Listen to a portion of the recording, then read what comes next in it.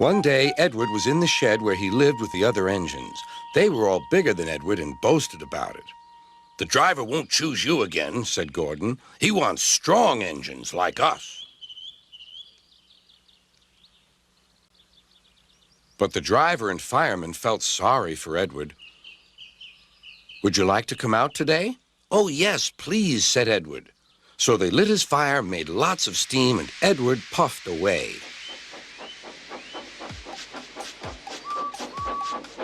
The other engines were very cross at being left behind.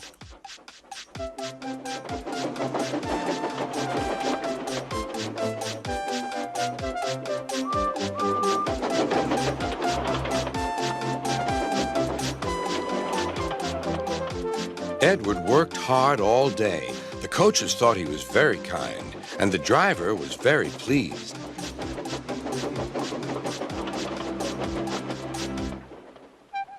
"I'm going out again tomorrow," Edward told the other engines that night. "What do you think of that?"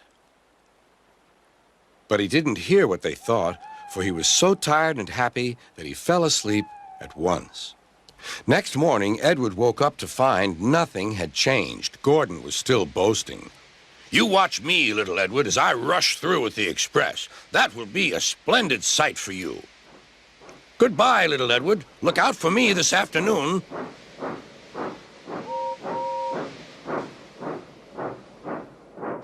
Edward went off to do some shunting. He liked shunting. It was fun playing with freight cars. He would come up quietly and give them a push. Then he would stop, and the silly freight cars would go bump into each other. "Oh!" they cried. "Whatever is happening?"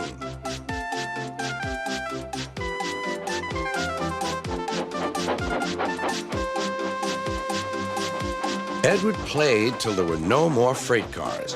Then he stopped to rest. Presently, he heard a whistle. Gordon was cross. Instead of nice shining coaches, he was pulling a dirty freight train. "A freight train, a freight train, a freight train," he grumbled. "The shame of it, the shame of it, oh, the shame of it." Edward laughed and went to find some more freight cars. Then there was trouble. "Gordon can't get up the hill," the porter called to Edward's driver. "Will you take Edward and push him, please?" They found Gordon halfway up and very cross. His driver and fireman were talking to him severely. "You're not trying."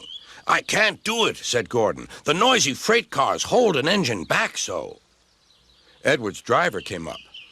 "We've come to push." "No use at all," said Gordon. "You wait and see," replied Edward's driver. They brought the train back to the bottom of the hill.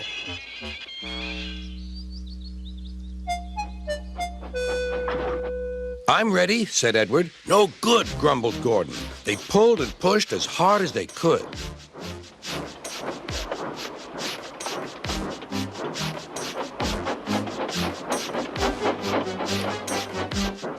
"I can't do it! I can't do it! I can't do it!" puffed Gordon. "I will do it! I will do it! I will do it!" puffed Edward.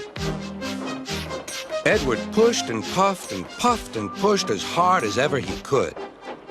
And almost before he realized it, Gordon found himself at the top of the hill.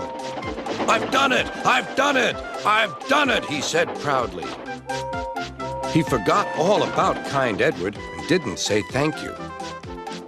Edward was left out of breath and far behind, but he was happy because he had been so helpful.